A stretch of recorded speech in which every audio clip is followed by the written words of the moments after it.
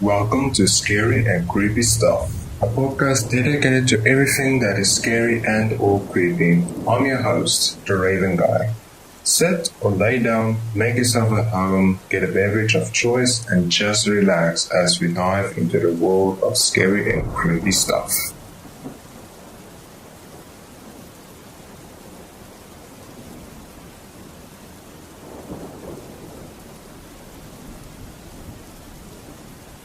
Season 1, Episode 7, Texarkana Moonlight Murders Phantom Killer. The Texarkana Moonlight Murders, the media give a name to the series of murders that took place in Texarkana in the spring of 1946. These series of murders were executed by an unknown man. The only name he has is the Phantom Killer, or some even use the term Phantom Slayer to describe him. To this day, he was responsible for attacking 8 people, and 5 he killed in a 10-week time period. These attacks happened on the weekends between February 12, 1946 and May 3rd, 1946. The murders sent the town of Texarkana into a panic state. This panic state carried on to the summer. When dusk hits, the town citizens armed themselves and locked their families inside their houses, and the police would patrol the streets in all the neighborhoods. And in any normal case of panic, rumors started to spread like wildfires. Like, for example, the killer was caught, and a 3rd and 4th homicide was committed. But for most of the town citizens, they hid inside their houses, hotels, and even gone as far as to leave town. Some of the youth even went as far as setting a bait for the Phantom to try and kill him. In 1948, the disappearance of Virginia Carpenter was considered a victim in the hands of the Phantom Killer, and is considered to be a cold case today. 3 months without any phantom attacks, the Texas Rangers slowly and quietly left town to keep the Phantom from believing he was safe to strike again. The murders were reported nationally and internationally by several publications. But there's a prime suspect who does have enough evidence against his name to find him guilty to be the Phantom Killer. Ewell Sweeney, a petty criminal who was linked to the murders primarily by statements from his wife, plus additional circumstantial evidence. After Sweeney's wife refused to testify against him, prosecutors decided against pursuing the case, and he was never convicted of murdering but was sentenced to a long term as an unusual car thief and forger.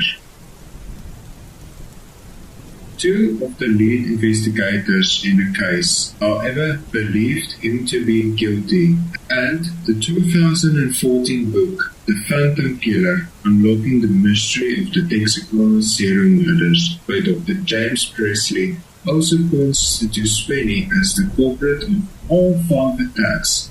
Presley believes that there is enough evidence to close the case. The 1976 film The Town That Dreaded Sundown was released internationally and is loosely based on the evidence. Despite its claims that only the names have been changed, because the movie claimed that the story you are about to see is true, where it happened and how it happened. The fabricated parts of the film created much of the myth and folklore around the murders for several decades.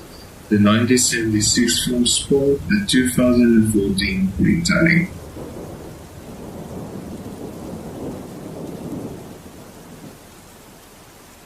The Killer Profile. The Phantom Killer. The unknown killer did not acquire a nickname until after the death of Betty Jo Booker and Paul Morton. In the April 16th edition of the Texarkana Daily News, a heading read, Phantom Killer eludes officers and investigators of Slane's Press. The front page story was continued on page 2 with the title Phantom Slayer Eludes Police. The Texarkana Gazette continued a small title on an April 17th edition which read Phantom Slayer Still at Large as probe continues. J.Q. Mahaffey, executive editor of the Texarkana Gazette in 1946, said that Calvin Sutton, the managing editor of the Gazette, had an acute sense of dramatic in the news, which impelled him to ask if they could not start referring to the unknown murderer as the Phantom. Mahaffey replied, "Why not? If the son of a bitch continues to elude capture, he certainly can be called a phantom." Description: the victims of the first attack, Jimmy Hollins and Mary Jenny Larry, were the only victims to give a description of their attacker. They described him as being 6 foot tall, wearing a white mask over his face with holes cut out for his eyes and mouth. Although Hollins believed he was a young, dark-tanned white man under 30 years old, Laurie believed he was a light-skinned African-American. The only other surviving victim was Katie Stokes, but she never saw the assailant because Hollins and Laurie were the only survivors to give a description. It cannot be known if the killer wore a mask during the other attacks.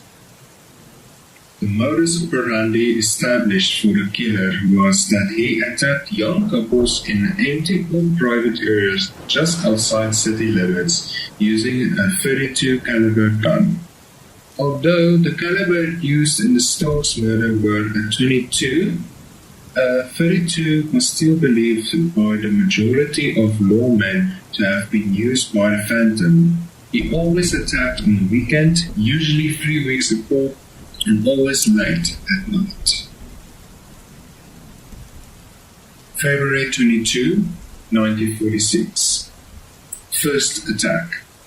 At around 11:45 p.m. on Friday, February 22, 1946, Jimmy Hollins, aged 25, and his girlfriend, Mary Jane Laurie, aged 90, parked on a secluded road known as a lover's lane after having seen a movie together.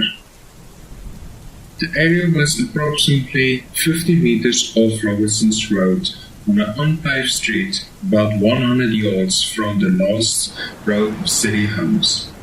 Around 10 minutes later, at 11:55 p.m., a man wearing a white cloth mask which resembled a pillowcase with eye holes cut out appeared at Hollins' driver's side door and shone a flashlight in the window.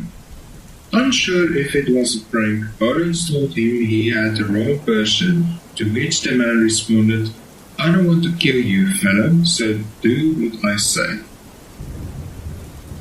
Both Hollins and Rory were ordered out of the driver's side door. After he complied, the man struck him in the head twice with a pistol.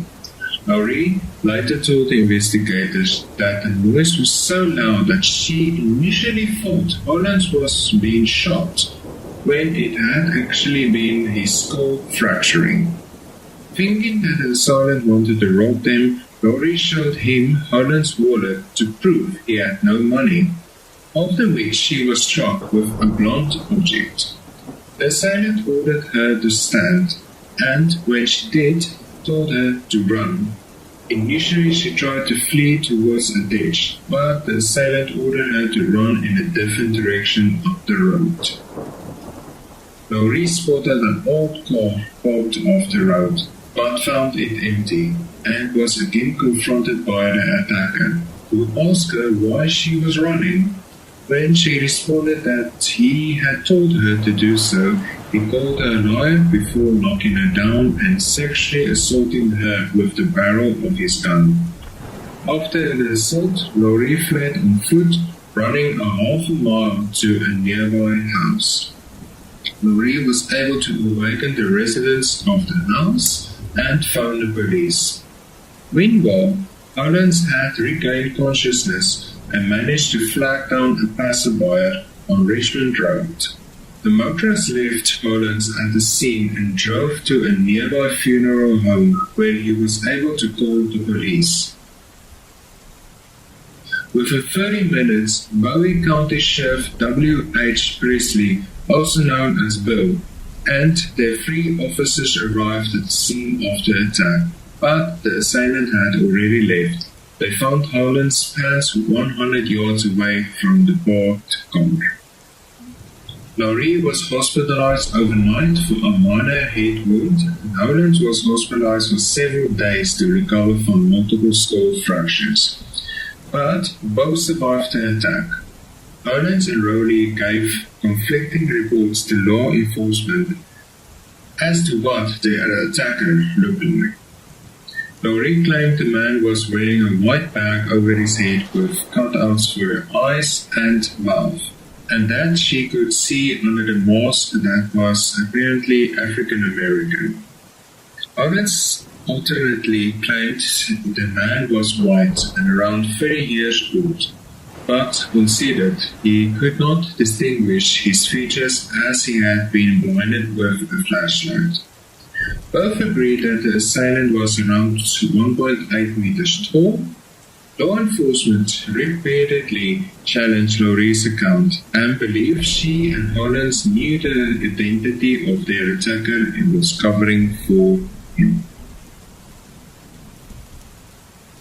March 24th, 1946. First double murder. Richard R. Griffin, age 29, and his girlfriend of 6 weeks, Polly Ann Moore, age 17, were found dead in a Griffin's 1941 Oldsmobile sedan on Sunday, March 24, 1946, between 8:30 and 9 a.m. by a passing motorist. The motorist saw the parked car on Lovers Lane named South Robertson near a railroad and close to a night spot called Club Dallas. The motorist at first thought that both were asleep. Griffin was found between the front seats on his knees with his head resting on his crossed hands and his pockets turned inside out. Moore was found face down in the back seat. There is evidence, however, to suggest she was killed on a blanket outside the car and then placed there. Griffin had been shot twice while still in the car. Both had been shot once in the back of the head, and both were fully clothed. Blood-soaked patch of earth near the car suggested to police that they had been killed outside the car and placed back inside. Congealed blood was found covering the running board and had flowed through the bottom of the door. A 32 cartridge shell was also found, possibly shot from a Colt pistol wrapped in a blanket, self-made silencer. No extended reports indicate that either Griffin or Moore were examined by a pathologist. Local rumor had it that the sexual assault had also occurred, but modern reports refute this claim. In response to the murders, police launched a citywide investigation along with the Texas and Arkansas City Police, the Department of Public Safety, Miller and Cass County Sheriff's Departments, and the FBI. By March 27th, local police had interviewed around 50 to 60 witnesses, including patrons and employees of Club Dallas, a local bar near the crime scene. By March 30th, the police had posted a $500 reward in an effort to gain any new information on the Griffin and Moore case that would lead to the arrest and conviction of person or persons responsible. However, the rewards yielded no fruitful clues or suspects, instead producing over 100 false leads. April 13, 1946, second double murder. On the evening of Saturday, April 13th, Betty Jo Booker, age 15, was playing her alto saxophone in the regular weekly gig with her band, the Riff Marines. At around 1:30 a.m. Sunday morning, April 14th, her friend Paul Morton, age 17, arrived to pick her up from her performance. This was the last time the pair were seen alive. Morton's body was found at around 6:30 a.m. that morning by Mr. and Mrs. G.H. Weaver and their son, lying on its left side by the northern edge of the North Park Road. Blood was found further down on either side of the road by a fence. He had been shot 4 times, once through the nose, again through the left and 4th rib from behind, a 3rd time in the right hand, and finally through the back of his neck. Booker's body was not found until approximately 8:30 a.m., almost 3.2 kilometers away from Morton's body, behind a tree. She was found by members of the Boyd family who had joined the search party. Her body was laying on its back, fully clothed, with the right hand in the pocket of the button-up down overcoat. Booker had been shot twice, once through the chest and once in the face. The weapon used was the same as in the first double murder, a .32 automatic Colt pistol. Morton's 1946 Ford Club Coupe was found about 4.8 kilometers away from Booker's body and 2.49 kilometers away from his body. It was parked outside Spring Lake Park with the key still in it. The authorities were not sure who was shot first. Sheriff Presley and Texas Ranger Captain Manuel Gonzalez said that the examinations of the bodies indicated that they both had put up a terrific struggle. Morton's friend Tom Alberton said he did not believe an argument had happened between the victims and that Morton had not had any enemies. Law enforcement wasn't able to locate Booker's saxophone at the crime scene. The saxophone was eventually discovered around 6 months later on October 24th, still in its black imitation leather case in underbrush near where Booker's body had been found. A reward found exceeding $1,700 was occurred for enforcing leading to the person or persons responsible in the Griffin's Moore and Martin Booker murders. Rumors circulated through the area, with one rumor suggesting a local minister had turned in his own son as a suspect in the Martin Booker murders. On April 18th, Captain Gonzalez issued a statement to the public during a press conference, verifying that the murderer had not been caught and that the rumors circulating among the public in the newspapers were a hindrance to the investigation and harmful to innocent persons. May 3rd, 1946. The final crimes. On Friday, May 3rd, around 9 p.m., Virgil Stokes, age 37, a farmer and welder, was in his mother's ranch-style house on a 500-acre farm off Highway 67 East, almost 16 kilometers northeast of Texarkana.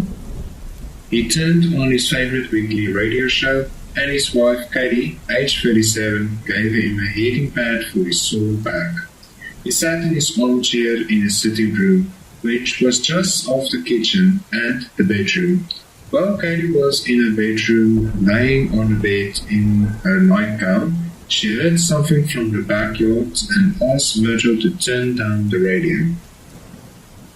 Seconds later, while Virgil was reading his newspaper, 2 shots were fired into the back of his head from a closed double window not 91 meters away. Katie did not hear the gunshots. Instead, she heard what sounded like the breaking of glass.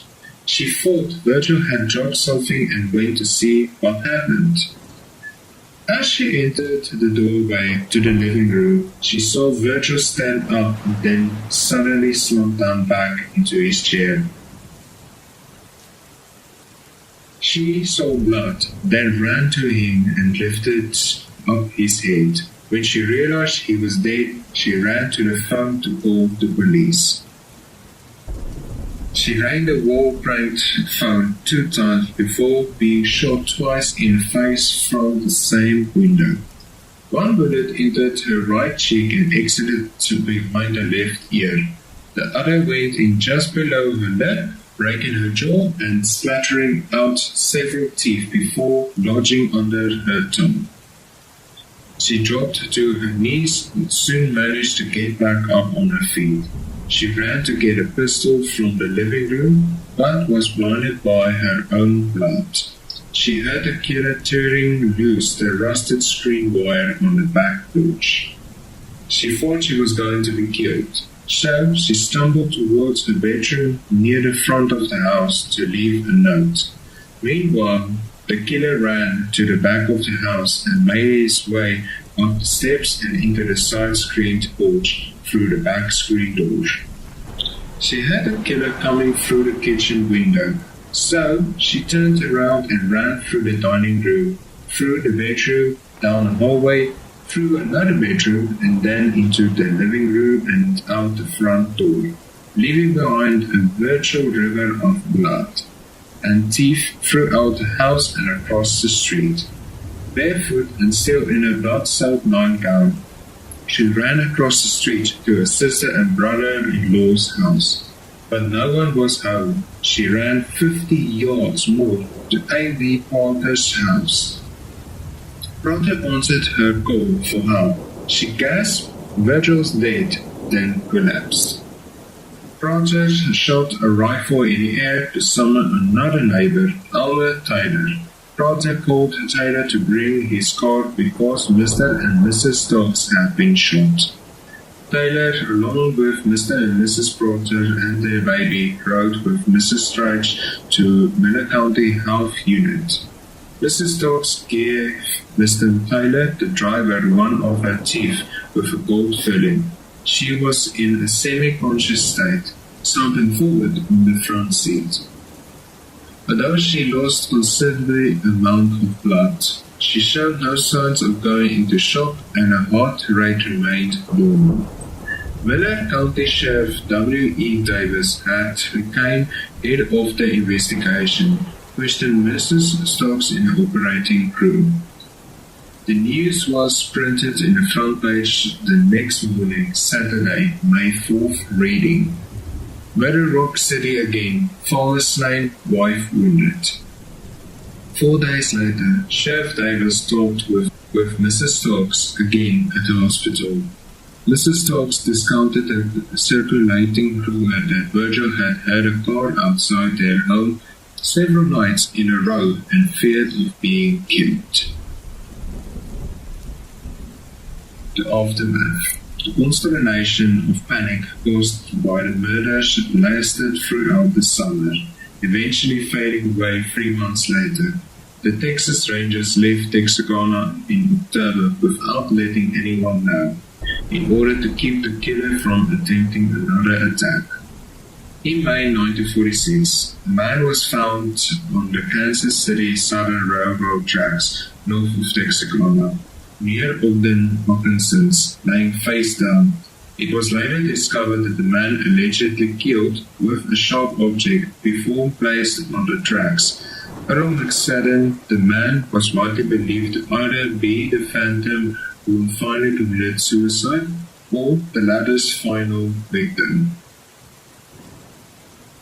No other crime occurring in the Texarkana area was ever linked to the phantom killer. In 1976, horror movies were loosely based on the 1946 events, called The Town That Dreaded Sundown. The movie was received with lawsuits from loved ones and friends of the victims for defamation and slander.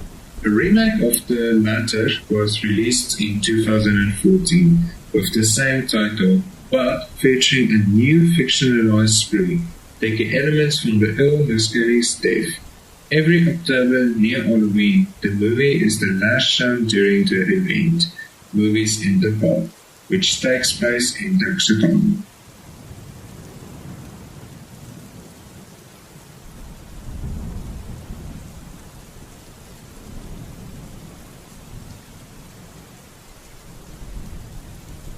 Thank you so much for taking the time to listen to my podcast. Please make sure you subscribe on YouTube or follow the podcast wherever you listen to it. Share it with everyone you know and love. Visit the Scary and Creepy Stuff podcast website where you will find everything I talked about, pictures, links to my favorite playlists and podcasts. And remember, you will always be welcome in a world we created. Scary and creepy stuff.